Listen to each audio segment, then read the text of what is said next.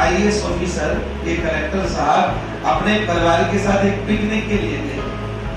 तो बढ़िया सुंदर एकांत स्थान उन्होंने देखा, जंगल का एरिया था और वहाँ कोई नहीं था, वो छोटे छोटे बच्चे कुछ खेल रहे थे। एक बड़ा वृक्ष था, उसके नीचे उन्होंने अपना आसन जमाया, अर्थात चादर वादर बिछाई और वहाँ परिवार के साथ बैठ। कुछ पुलिस वाले भी उनके साथ में थे सिक्योरिटी के रूप में। अब हुआ क्या, जब वहाँ बैठे तो वहाँ की सुंदरता को देख करके सब लोग हर्षित हो रहे थे। कलेक्टर साहब की जो पत्नी थी, उनको उस पेड़ पर बया के घोंसले लटके हुए दिखाई दे गए। उन्होंने कहा, कलेक्टर साहब बया के घोंसले बहुत अच्छे लग रहे हैं, एक काम करें ना, इनको घर लेके चलते हैं, घर में बाहर लटकाएंगे, बड़ा अच्छा लगेगा।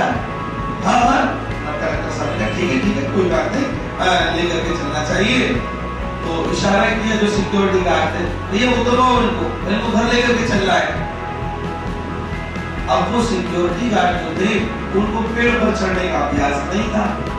तो उन्होंने देखा, बोले भाई कैसे इसको उतारा जाए। तो वो कुछ बच्चे खेल रहे थे, उन बच्चों को बुलाया, बेटा इधर आओ और देखो जरा ये इसको उतार करके लेकर के आओ। उन्होंने कहा नहीं हम नहीं उतारेंगे।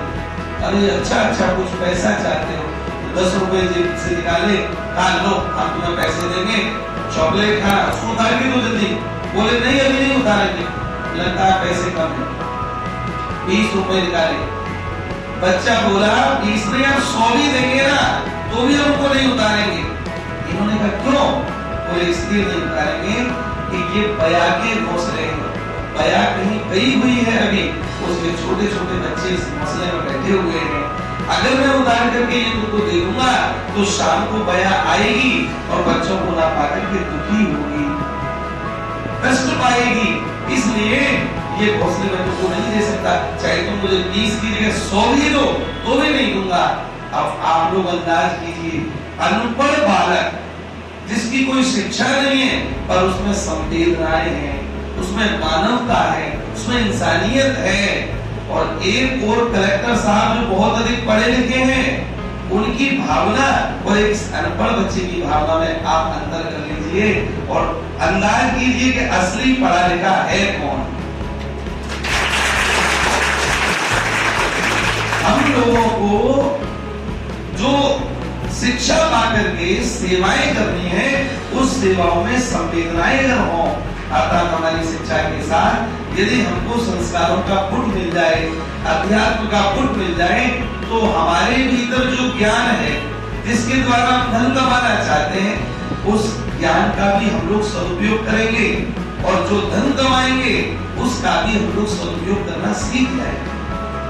आज के समय में एक बहुत कष्टप्रद समय चल रहा है। सरकारी नौकरी क्यों करना चाहते हो? तो पैसा होता है इसमें। हर बच्चे का कहना यही रहता है, संवेदनाओं से, एक इंसानियत से, एक मानवता से, मनुष्यत्व से एक बालक बहुत दूर है। आज का बालक पढ़ लिख करके अपने पिताजी से इस बात के लिए झगड़ता है, पिताजी आपकी प्रॉपर्टी में मेरा इतना हिस्सा है और लेकर के रहूंगा, चाहे मुकदमा करना पड़े लड़ूंगा। पर पिता के प्रति कर्तव्य क्या है वह उसको नहीं जानता। आज की शिक्षा हमको केवल अपना अधिकार तो सिखा पाई, पर हमारा कर्तव्य क्या है वह आज की शिक्षा को नहीं सिखा पा रही है। ये बहुत बड़ा दुर्भाग्यपूर्ण समय है और ऐसे दुर्भाग्यपूर्ण समय में भी भगवान ने आप सबका सौभाग्य उदय कर दिया है कि आपको युग निर्माण के वृक्ष के तले बिठा दिया है, जहाँ आपको दोनों शिक्षाएं मिल रही हैं। राघवेंद्र सर बड़े से बड़े कॉम्प्लिकेटेड विषय को आप लोगों के आगे ऐसे रख देते हैं जैसे हलवा परोस के खिला रहे हो, और हलवा भी सूजी का नहीं बादाम का।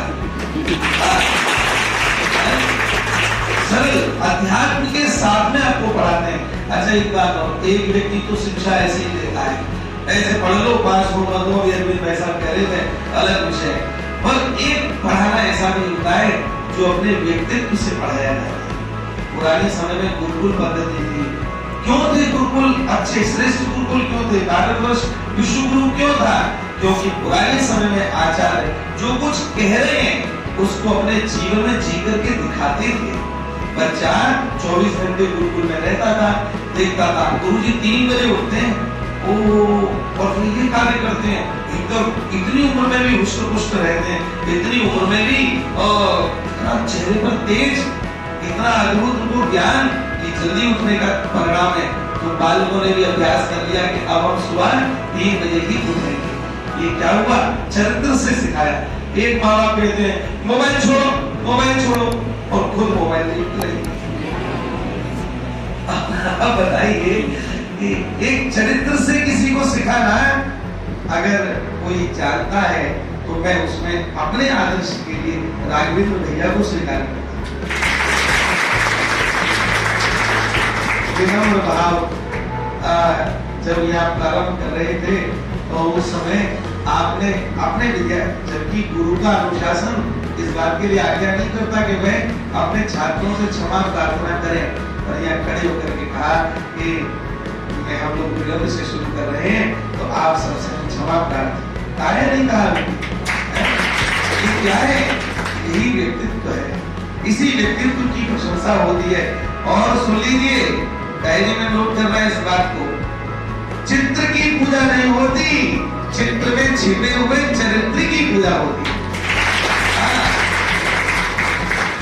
जो जितना छिपना चाहता है, महाकाल उसको छपा देते हैं, छपा देते हैं, उनका व्यक्तित्व दूर तक गाया जाता है।